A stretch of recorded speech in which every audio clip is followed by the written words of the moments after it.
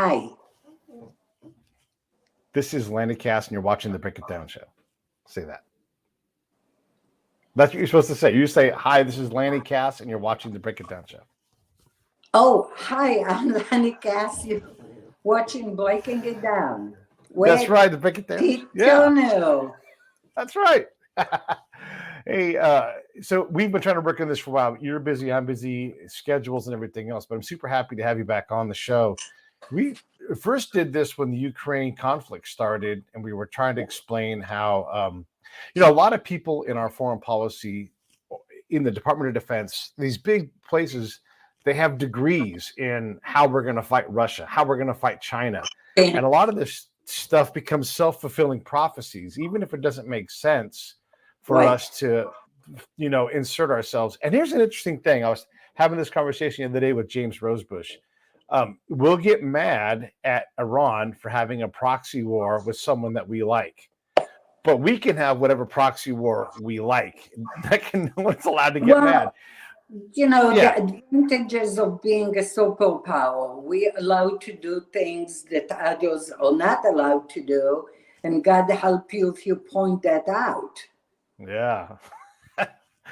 Same thing with elections. We can interfere. We can say, in Afghanistan, we want Karzai to be elected, but and then work to make that happen. But if someone does that to us, we don't like that. Well, Ukraine being the prime example. I mean, arguably, the United States orchestrated the coup. Yeah. And very politely said on an open mic, F the EU, when somebody pointed out, well, the EU would not particularly like that. And one Victoria Nuland, not realizing it's an open mic, said F the EU. Yeah. And there we are. Yeah. So when you look at our foreign policy, and I want to think vertically here, right? Because if you're at the very top advising the joint chiefs or whoever it is that you're, and I'm all the way at the bottom on the ground trying to see if this stuff is working, I can tell you that none of it connects, right? So if we pick a foreign policy that will work, and that is not a given, and I would say it's actually, we don't ever worry about if it's working or not.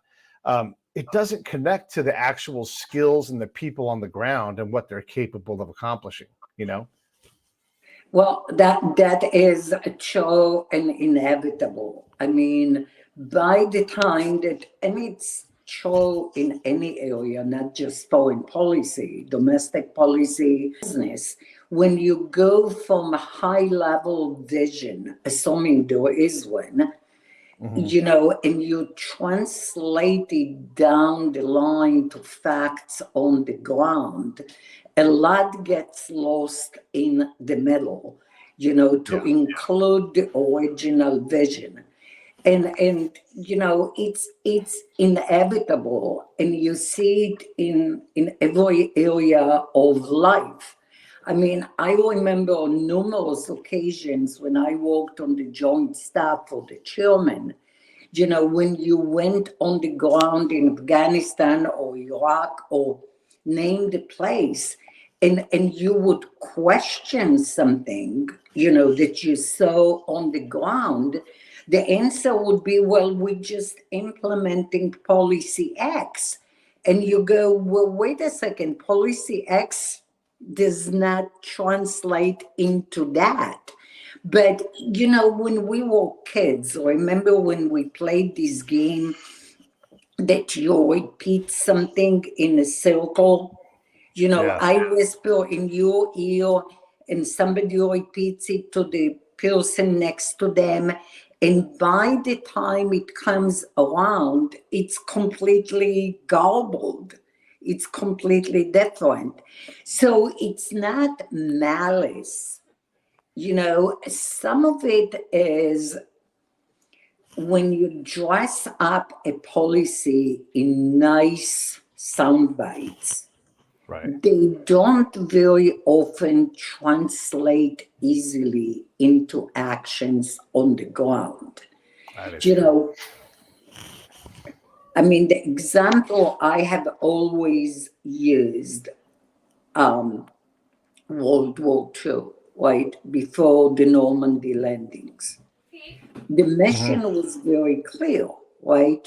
Get your ass on the continent of Europe and don't stop until Germany surrenders. That's pretty clear. Okay, there are not too many nuances in that. No. Show me a single policy since World War II that is as clear and executable as this one. You know, and every time somebody is interviewed, somebody in possession of authority is interviewed, their statement becomes the new policy. So, Right. you know, the difference between planning and execution is huge. Yeah. There's a lot to talk about just in this one spot right here. But one of the things I realized, so I was in Afghanistan and I'd become excellent at working on the field level. And our commander was like, hey, I want you guys to start speaking higher. I want you to go to some of these conferences. For people who didn't know, we had conferences in theater so we could get better. And he said, I want you guys to go talk about information operations. Right. And go to this conference. And so we said, okay, great. So we were recommended by a ground commander in a hard place to go speak, and we got uninvited. Why? And who knows? Because we hadn't done anything wrong. We just were not known. Why were we not known? Because we're at the ground level working every day. And so here is the machine, doesn't like bad news, doesn't want to hear from people it doesn't know. And so Right. when I'm being vulgar, I say different things, but it self-congratulates itself on success. Meanwhile, I'm looking at a government at the ground level where it matters the most. It's not in any way connected to the people. And Lani, I know you'll get this, but when I say to someone who ought to know better, you understand that the government, this is the government that we have helped set up, the government of Afghanistan does not connect directly to its local governor. That person is picked by the person who runs Afghanistan. So it is not a direct democracy. And that creates a problem. And people would look at me like I was crazy and say, no, they vote for their leader. And I'm like, no, they do not. No, and that matters. No. And, you know, that actually surprises me because in Afghanistan, we actually knew very well that the power of the official government in Kabul didn't extend beyond the Kabul Beltway, and there was no Beltway in Kabul. You know, so really, and you're raising a really important point. You kind of glossed it over, but it's really an important point. There is the expectation of a self-fulfilling prophecy. So there is the expectation that because I said it, so shall it be written, so shall it be done, you know, to quote an old Hollywood movie. Yeah. But it's not. So you have a confirmation bias because I meant well. I came up with a great policy. It should work. So now I'm seeing signs of it working. And I am wanting to hear from people that will confirm my bias that my very well-intentioned policy actually worked. If I have a second, I will give you an example how to overcome it. And Please. it's exceedingly rare. So Admiral Mullen, the chairman for whom I worked for 4 years, everywhere he went, he would meet exclusively with junior officers and enlisted and kicked out all the commanders out of the room. And it was just him. His staff, meaning us, weren't allowed to be in. So imagine you have the senior most officer in the nation talking to the most junior people on the ground, unimpeded by the need to be nice.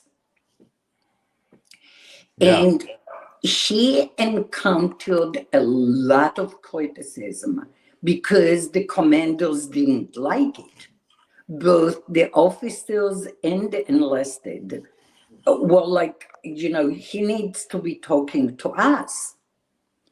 But he got ground truth from people who were executing the mission on a daily basis. I don't know of anybody else before or since who has done that. But that is literally the only way you are going to get beyond the handshake and patting on the back. And this is the best policy since sliced bread. Yeah.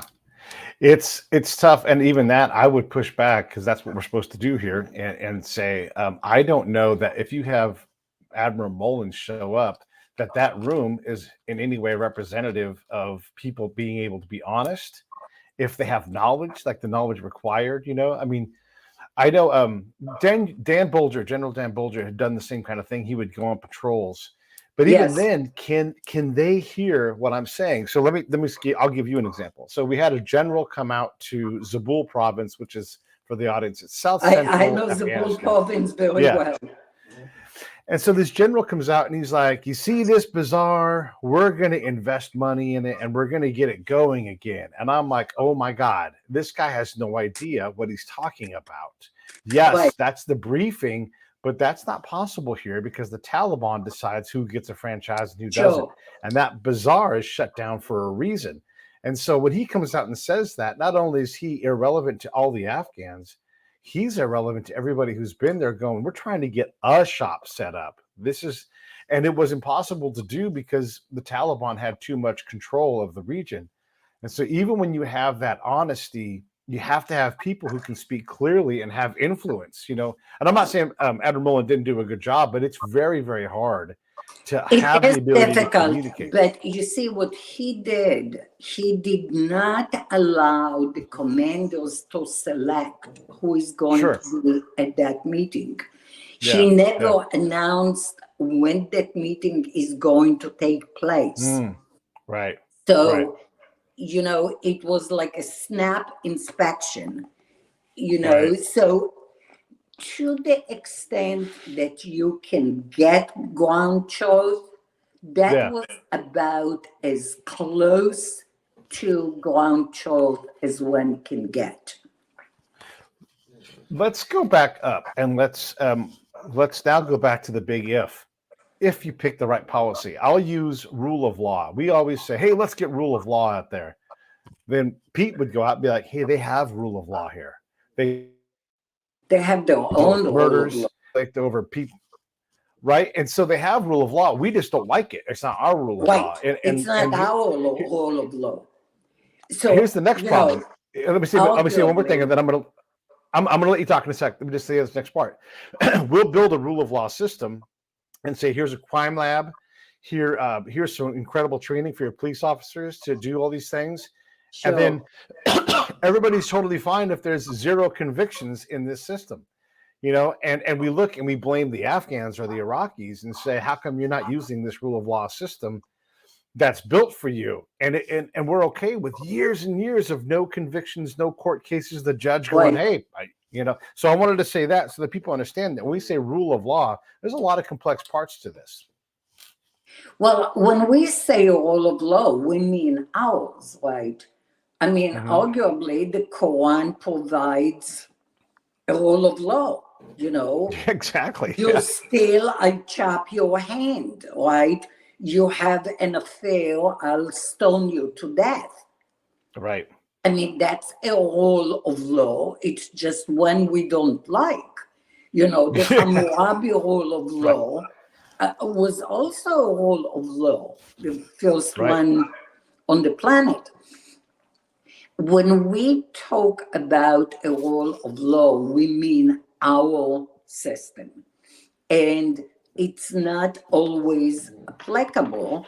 And, we were talking about things getting lost in translation. When you talk among yourselves, really, imagine that being literally lost in translation when you talk to somebody speaking another language and another culture.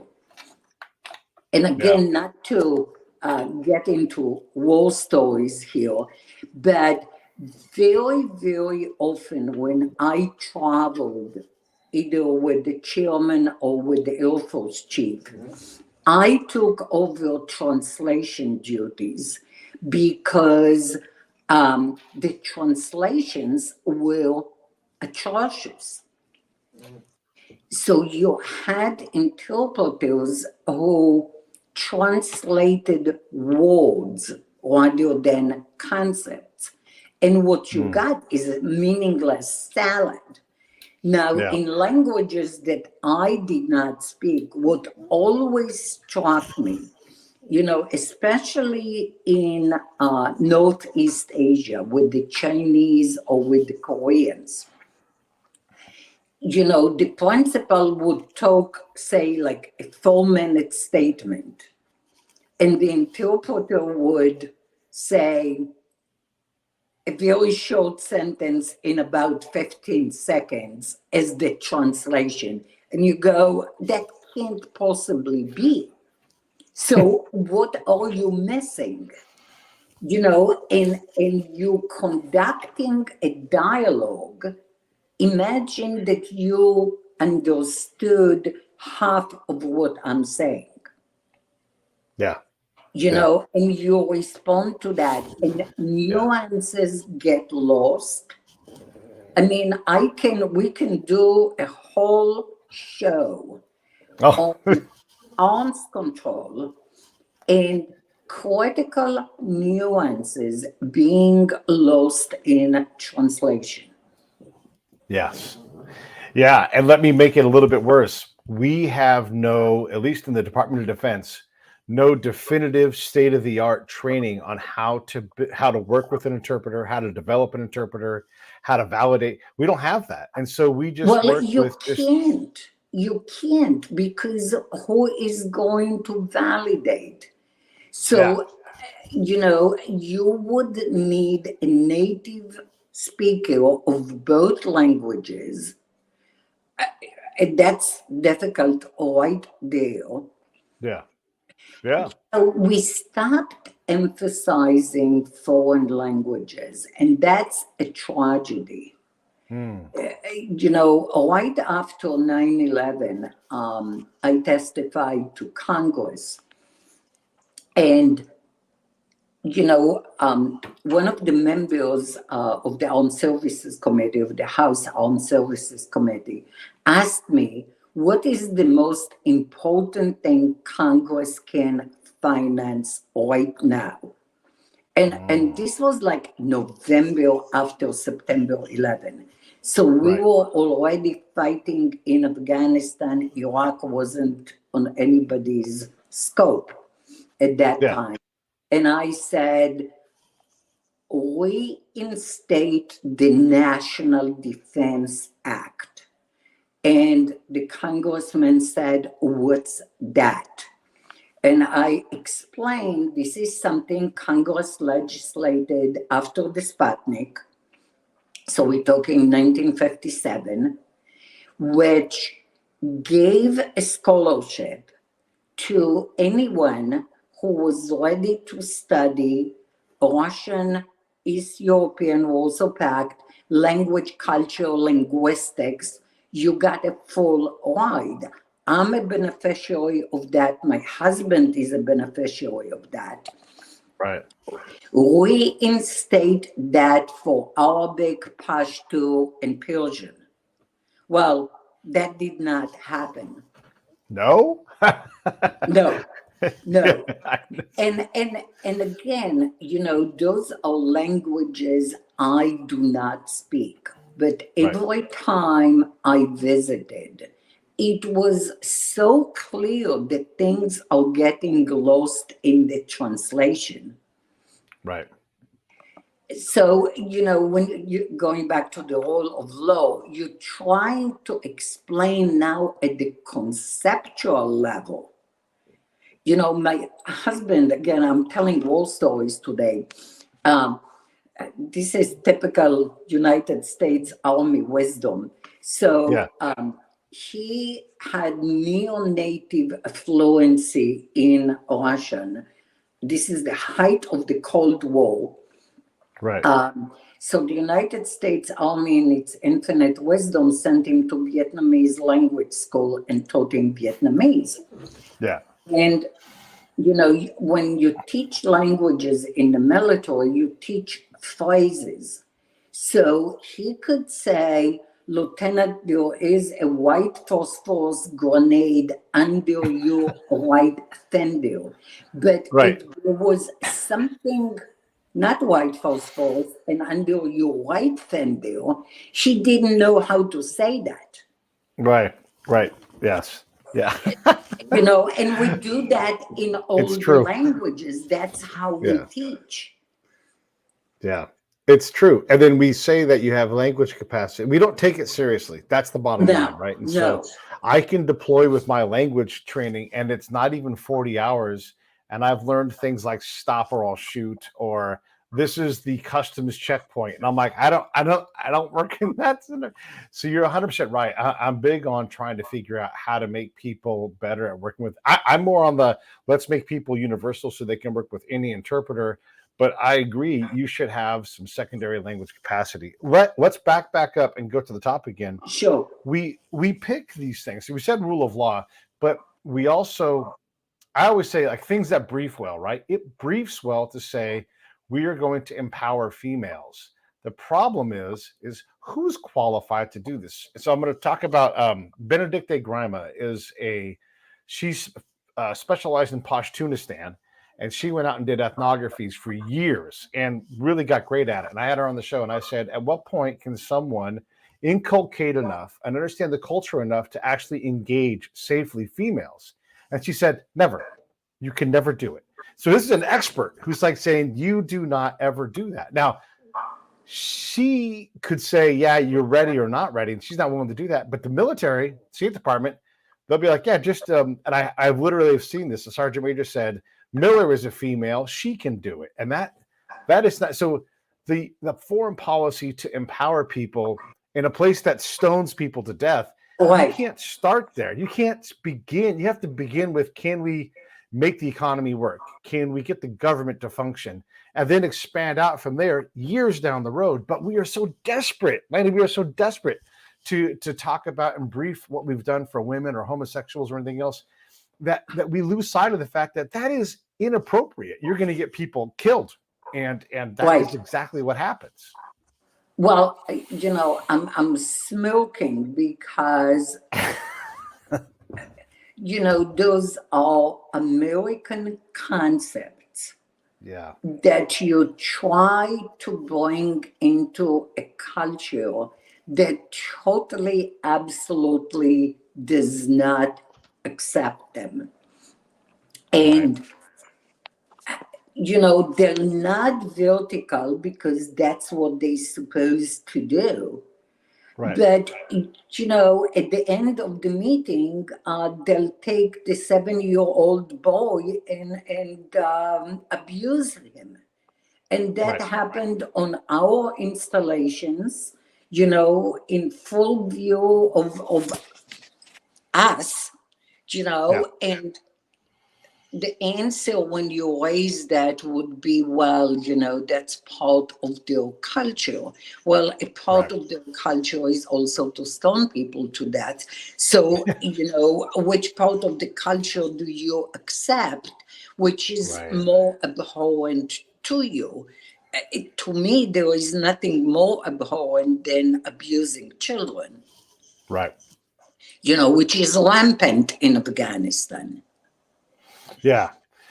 Yeah. So when we pick this foreign policy and we put people who are completely unprepared to handle the culture, to handle the work, to safely go into a village. And look, here's the thing is we'll go one time and we'll set out a briefing. I talk to women about having a period, and that'll be the briefing, and then we'll never go back there. And then someone somewhere will be like, we've taught 50 million people how to have a period.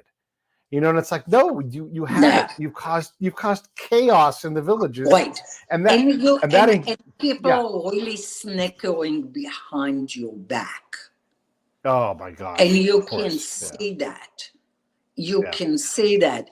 Again, I don't want to take up the show with stories, but I can tell you 1,000 of those, because our interlocutor, be it in Afghanistan or in Russia or in China, knows exactly our biases, and they use our words, to echo us. And we are really happy about that, but there is nothing genuine behind it. How are we doing on time? Can I tell a really quick We got story? all the time you need. Please do it. Go crazy. So this is just a great story. So we're negotiating the new START agreement in Geneva with the Russians. And the chairman is representing the United States with a very strict script from the Obama administration. And I took over translating from Russian into English because I got tired of the mistranslations. And the KGB interpreters were very happy, but they also knew that I'm completely bilingual, so I can call them on what they mistranslating. Right. And the Russian chief of defense, General Makarov, he is gone now, so I can mention his name, kept referring to transparency. And I translated it as transparency, because that's the only way you can translate it. Right. That evening, there is a huge reception at the Russian embassy. And General Makarov and Admiral Molin are talking about fishing.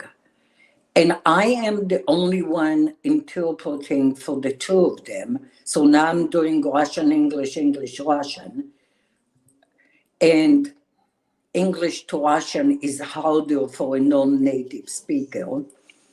And I told Admiral Mullen right away, okay, you're talking fishing. I am out of my depth, so to speak. Right. So I'm just going to say fish because I don't know the various species, in English or in Russian. And it matters, right. And Admiral Makarov is talking about a fish in Lake Baikal, which is where he is from, which is completely translucent to the point that when you look at the fish, you can see the nerves firing and the digestive system working, and it all of a sudden occurs to me that he is using a very different word than transparentness, the cognate from English. Right. And I said to him in Russian, why are you using a different word? Russian is such a rich language. Why are you using an American cognate for transparency when you have 5 different words in Russian, synonyms, to define something that is translucent, that you can completely see what's happening? And he says, well, Lani, you're such a smart girl. Tell your boss that if he comes fishing with me in Lake Baikal, I will make the arms control translucent, not transparent. And Yeah. I'm like, wow. Yeah.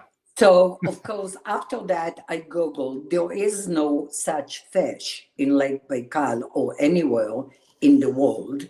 He was sending a message. Right. And the message was, I'm going to use a word that you're familiar with because that's what you expect. That doesn't mean that you're going to get complete transparency. Yeah. However, if the relationship develops, we can have genuine transparency. Yeah. It's important because we get these performative events, where we go out and we say we are here to Right. do mobile democracy and we'll bring the governor out to you. The governor doesn't want to do that.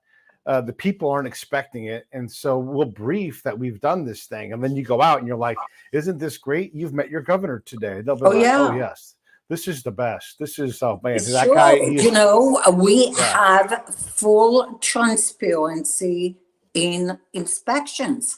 I mean, this sounds great. You drop the cable back to Washington saying the Russians agreed to full transparency. And you're not gilding the lily. That's exactly what they said. Right?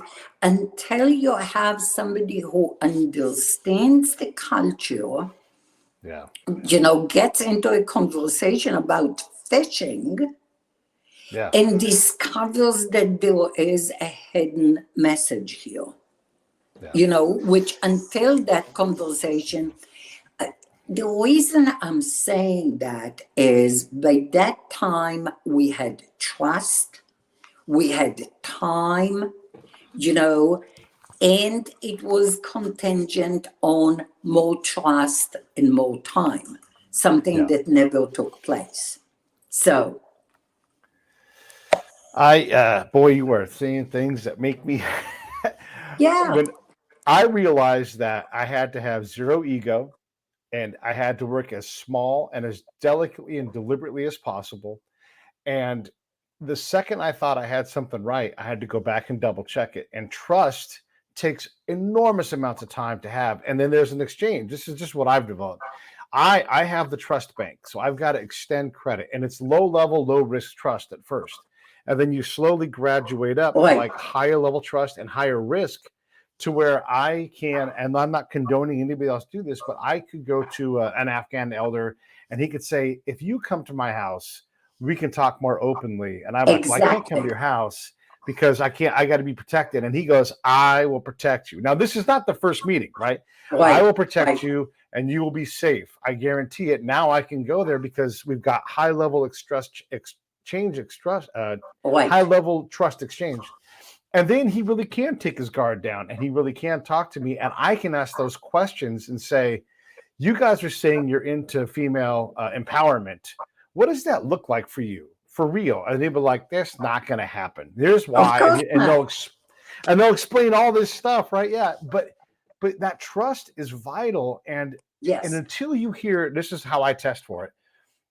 Until you hear your words coming out of their mouth, whether it's Admiral Mullen or Sheikh Bob over here in Iraq, until they're saying the words that you've said and they're buying into some of these concepts, you don't have the right kind of trust to ask for anything.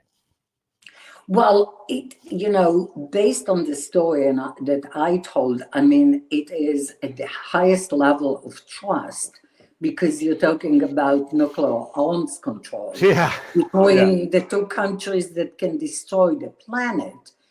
And he's repeating your terminology, transparency. And you're saying, okay, they agreed to transparency. Right.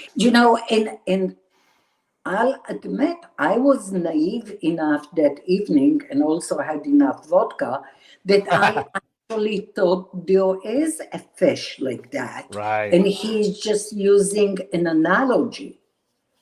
it wasn't until later that I discovered he was using a Yeah. story, a parable. A store. Yeah.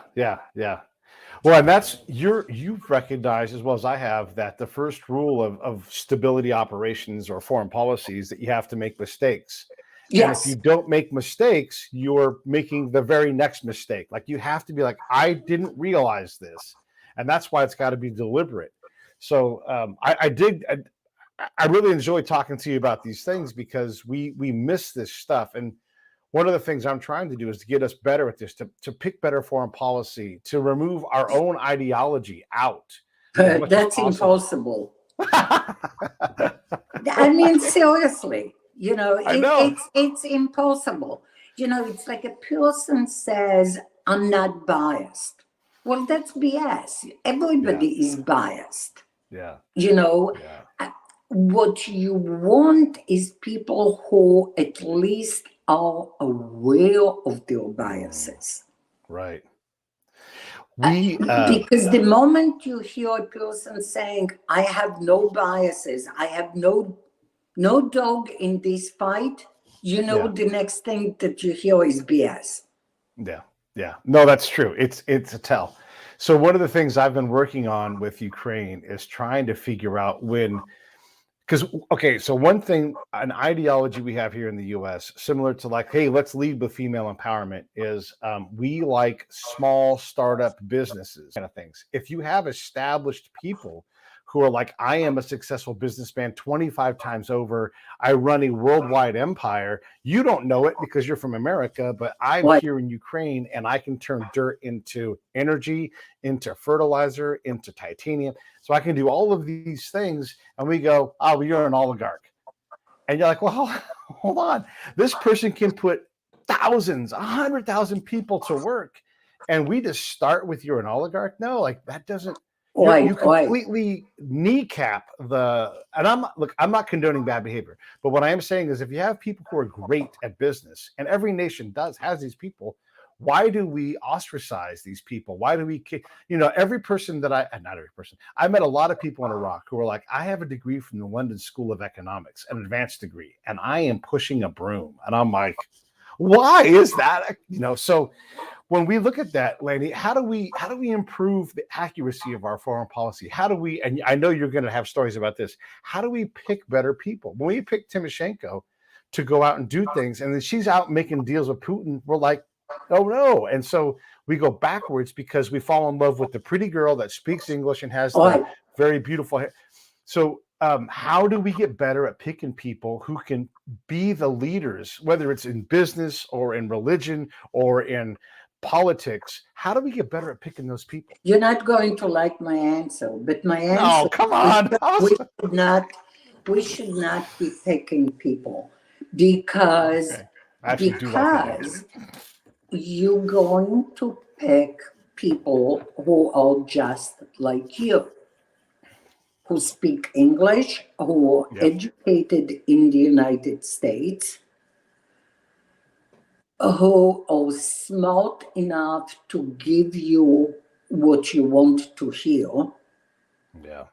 And, we fail every time we do that. That's the reason I say we should never be in the business of regime change. Yeah. Because you can't from a distance pick the right people. I mean, you have an example unfolding in horrific detail, and it's not the United States, it's Israel in this case, which is right there, speaks the language, understands the culture.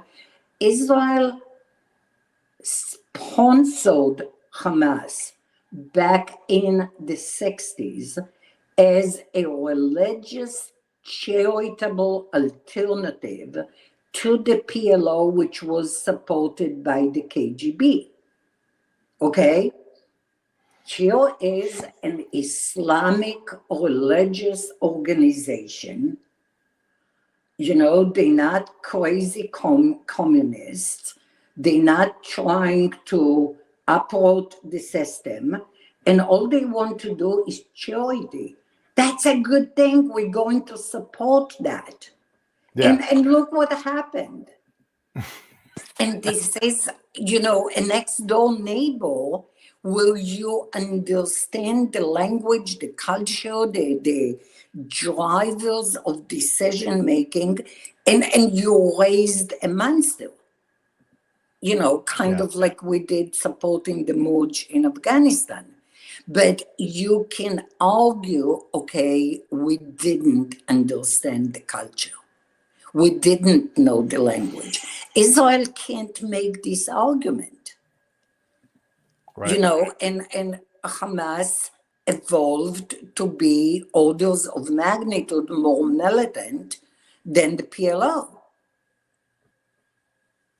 Yeah. And now you're seeing in living color, what happened when they got control over a strip of land, which could have been Singapore when Israel pulled out in 2005. Gaza could have been Singapore. Great real estate, terrific location, good relationship at the time between the Palestinian Authority in charge. I was actually in Gaza in 2004, and there was a joint police station with a Palestinian flag and an Israeli flag. There were joint patrols on jeeps leaving from that police station, one Arab, one Israeli policeman. The United States was supporting that. Gaza literally could have been Singapore.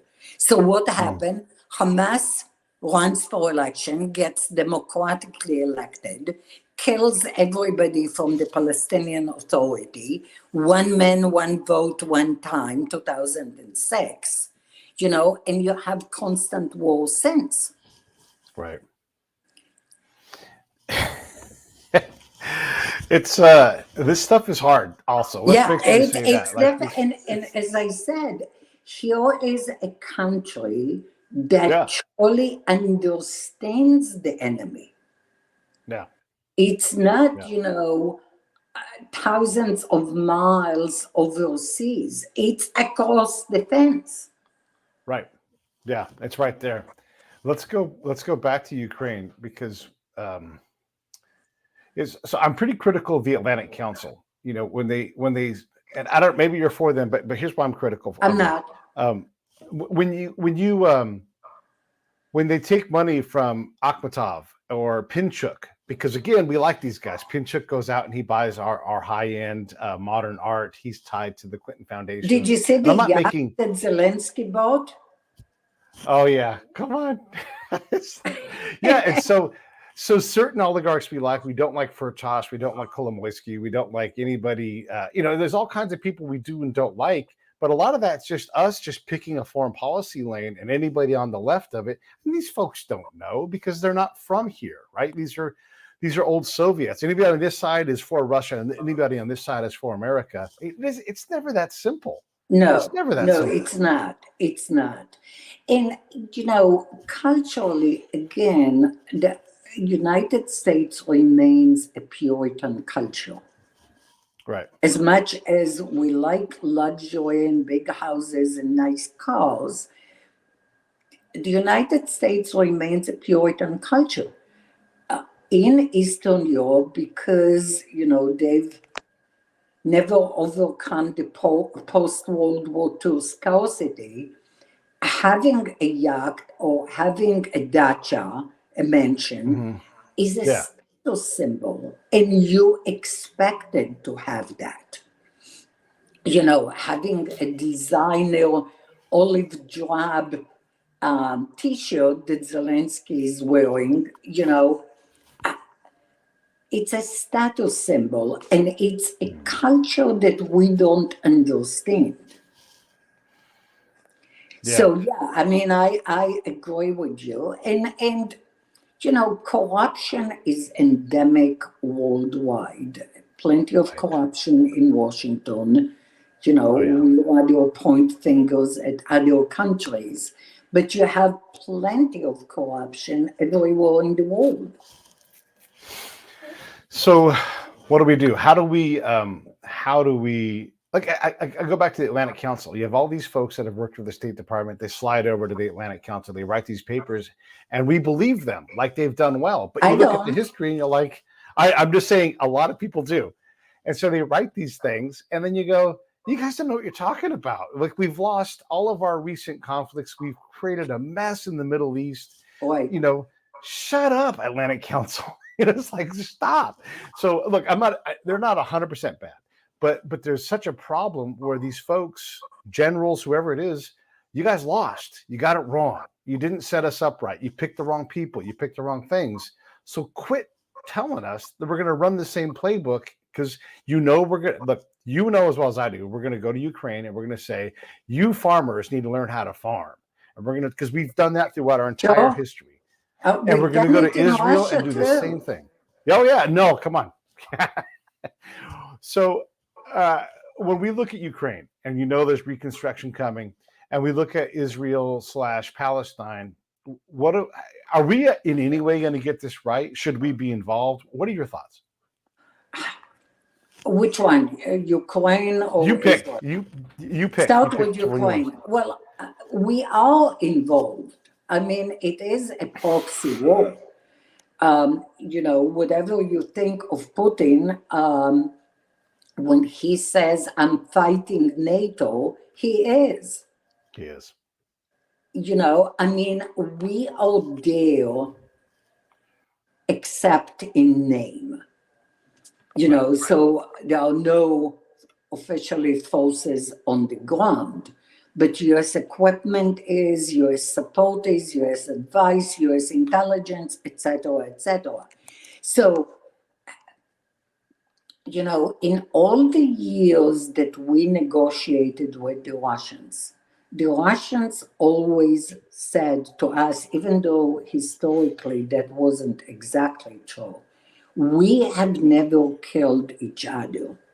Historically, that's not exactly true, because the United States intervened on the side of the white forces after the October Revolution, and in Vietnam and Korea, the Russians participated in combat, even though they kept it secret for a long time.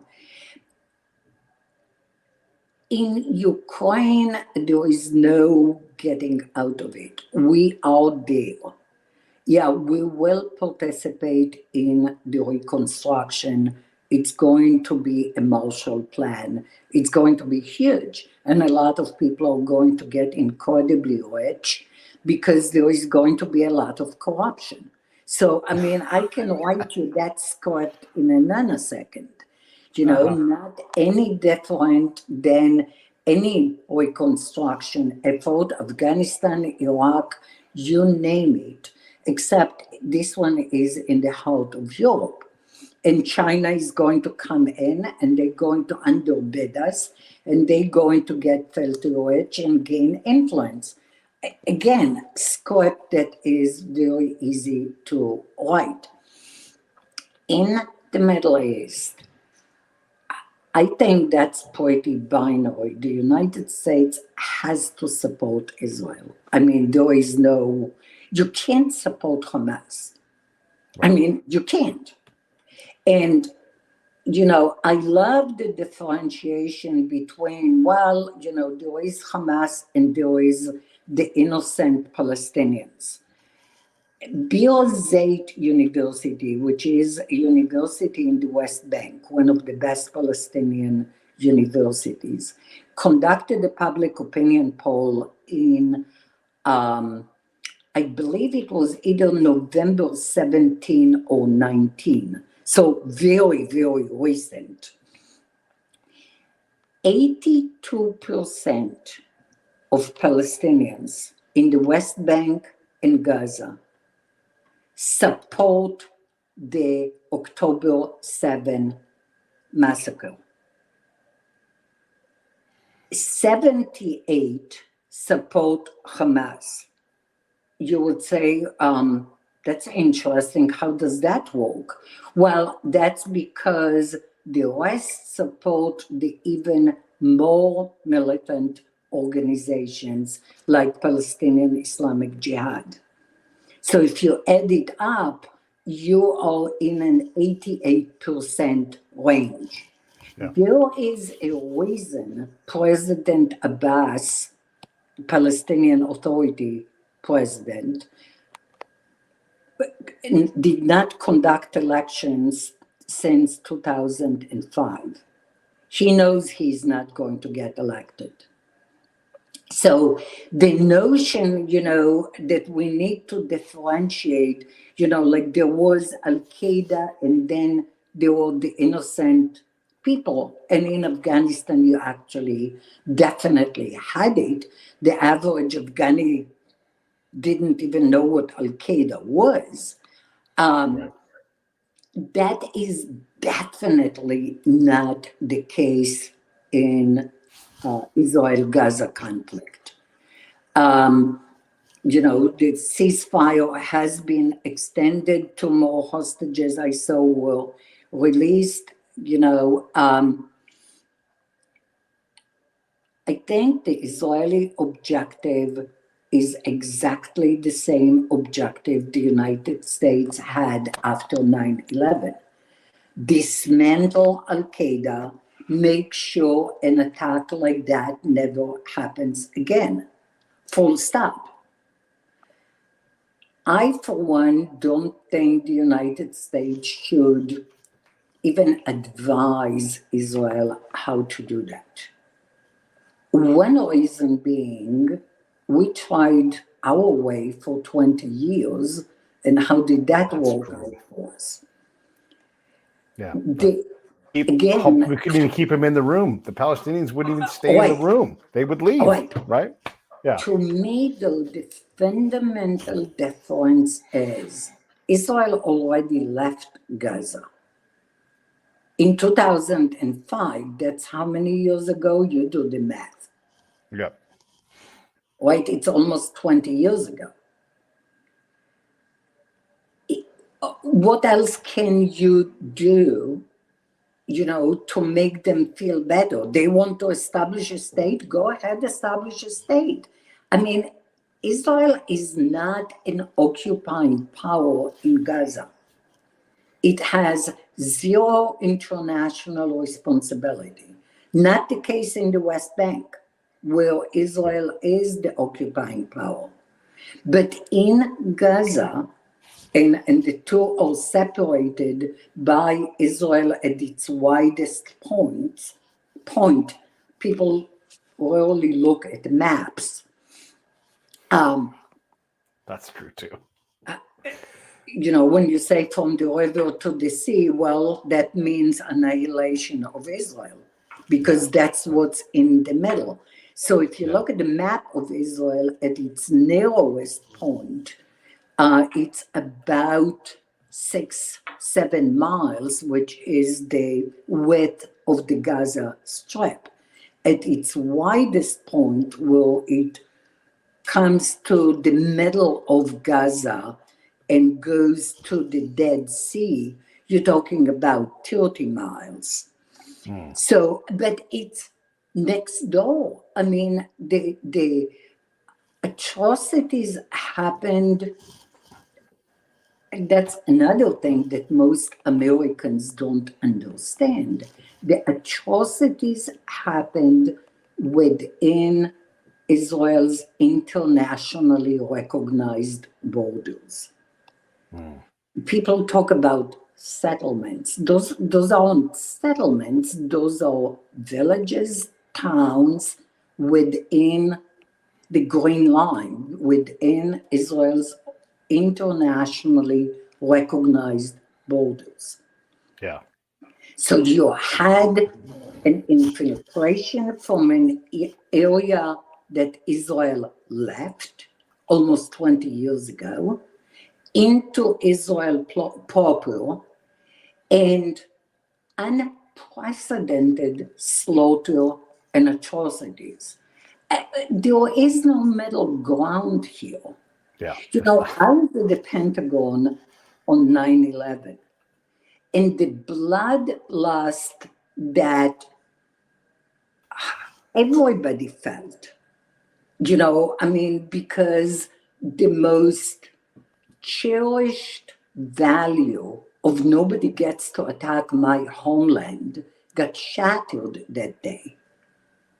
Yeah. You know, and people were talking about, you know, using the ultimate weapon.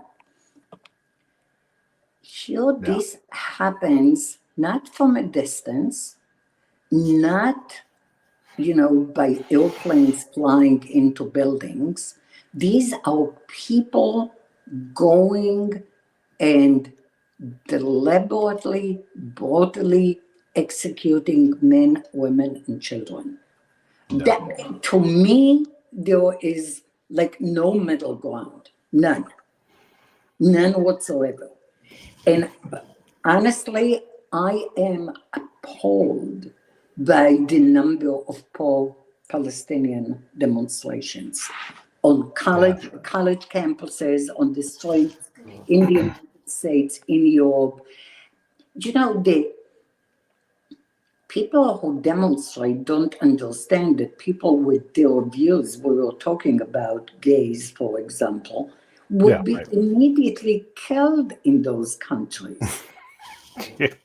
I mean, You could convert and they would kill you. They're like, you've been converted. Great. And now you're dead. Right. That's the kind of people we're talking about. Actually, you would not offer conversion to somebody who is gay. Right. Well, there's that too. Yeah. In Islam, you know, the Islamic just war tradition, and actually there is one, requires you to offer conversion. It's called conversion at the point of the sword, which is why the Saudi flag and the ISIS flag has the Shahida from the Quran and a sword. That's right. So if you are taken prisoner or abducted or surrender on the battlefield, the obligation is to offer you to accept Islam. If you do, your life will be spared. If you don't, you'll get killed. But if you are someone who engages in bestiality, homosexual relations, or anything like that, that option is not available to you. I want to back out. Yeah, go ahead. Because I think we covered that, but we also have this problem of people like Yahya Sinwar, who is a leader in Hamas, or the religious leader of Iran, the president of Iran. These other going openly on social media, and this is just a quote here from Mr. Sinwar. He says the leaders of the occupation should know October 7th was just a rehearsal, and so to that, Israel says, "We believe you. We're going to continue to prosecute this fight." And then I know you know this, and I keep saying this because people don't realize Israel is not going to stop, and they're not going to be bound by borders. They went into South America, into a sovereign country, and they pulled out Eichmann, and they took him to Israel, not The Hague, and they took him there, and they executed him after a trial. They will put a phone bomb next to someone's head if they're Hamas. If they're in Qatar in a fancy hotel, they're going to go kill those people.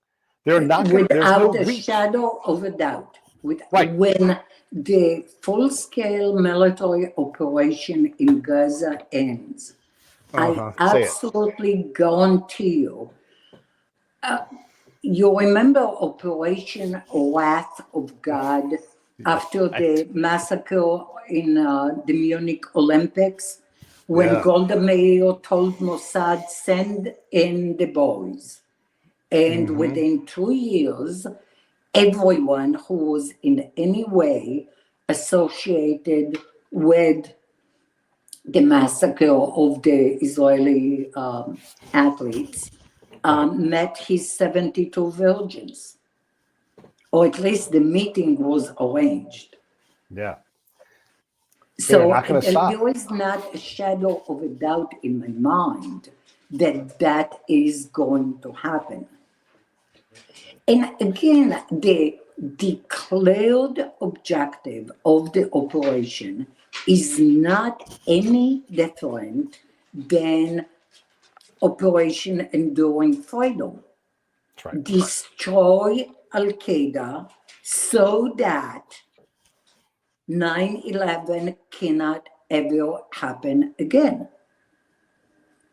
I mean, you know, of all the objectives that I have seen in my career for a wide variety of military operations, that was the closest to the one given to Eisenhower: get your ass on the continent of Europe and don't stop till Germans surrender.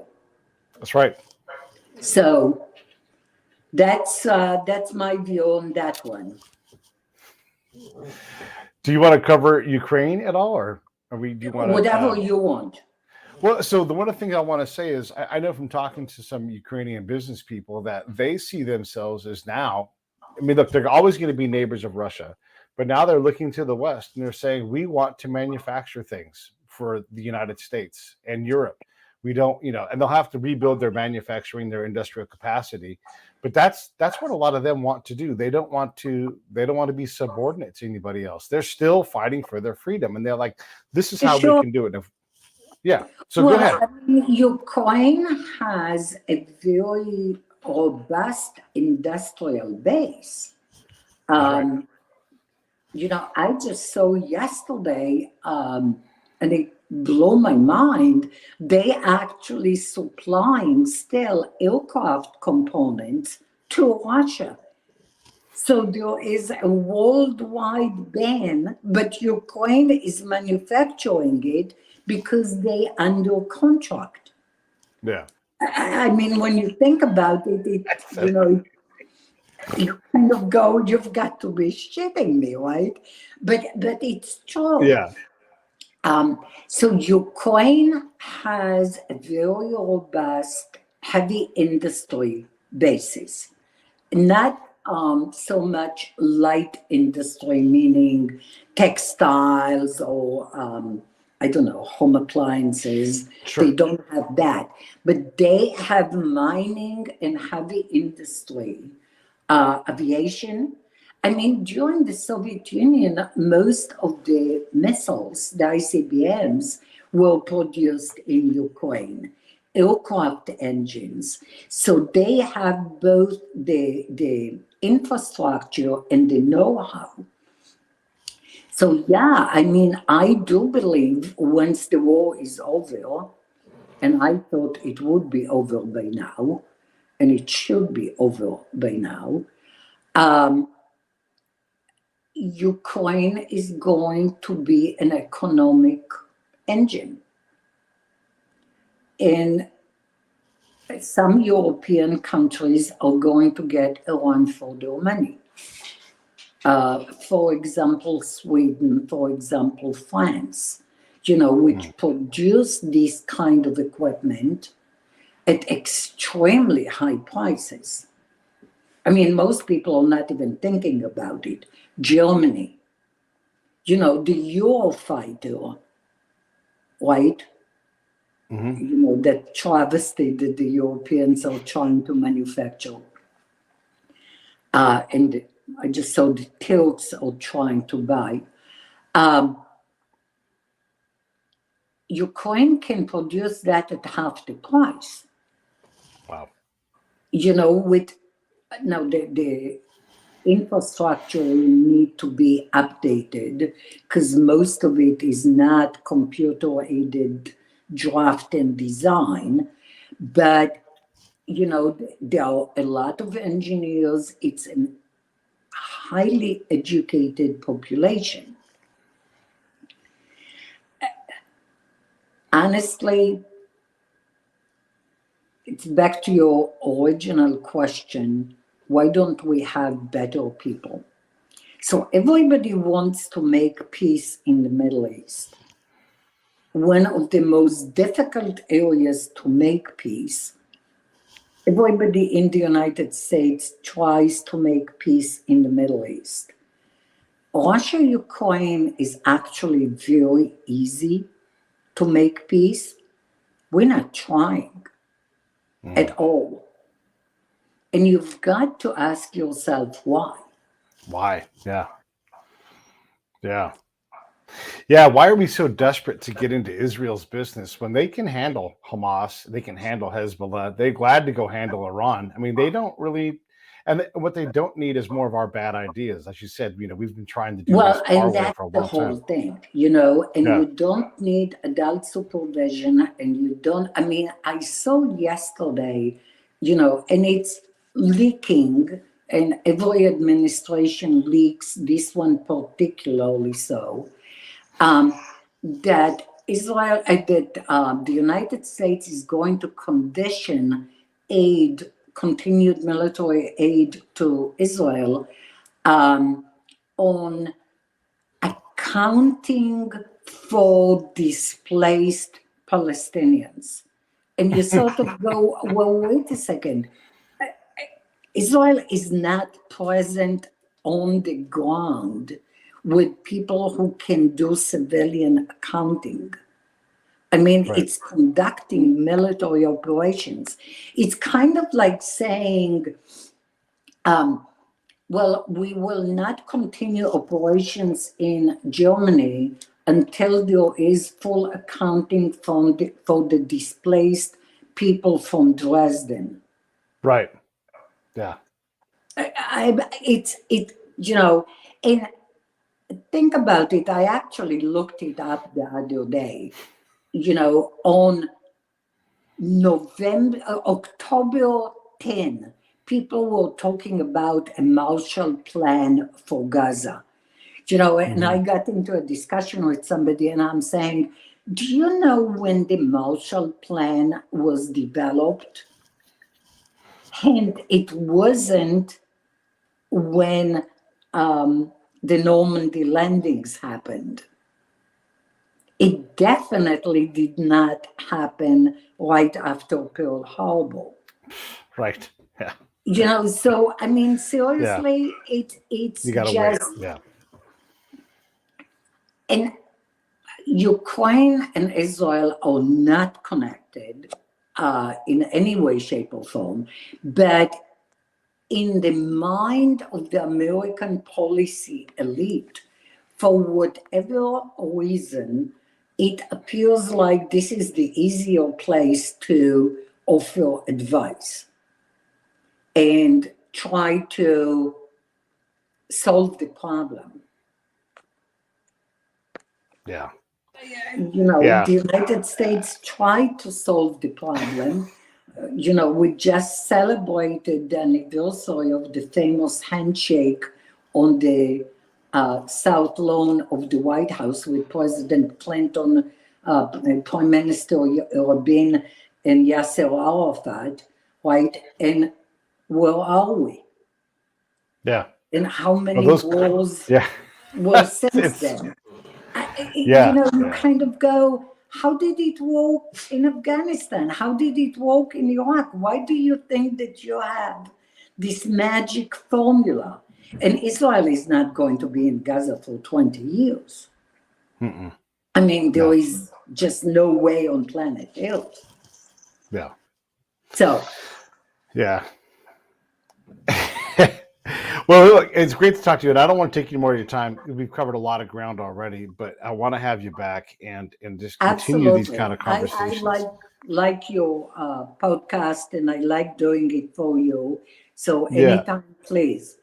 Yeah. Let me roll these credits, and I'll come right back, and we'll chat. Okay, let me roll these. Here we go. Hey, thanks for watching the show. I really appreciate it. Right here, you can subscribe. Please do that. It makes the show grow. Hit that notification bell so you know which incredible guest is coming up next. Down below is the PayPal link. You can put a small subscription in. That is an enormous help. All that money goes right back into the show. And then right up over here are the next episodes you should listen to, curated by yours truly. Thank you so much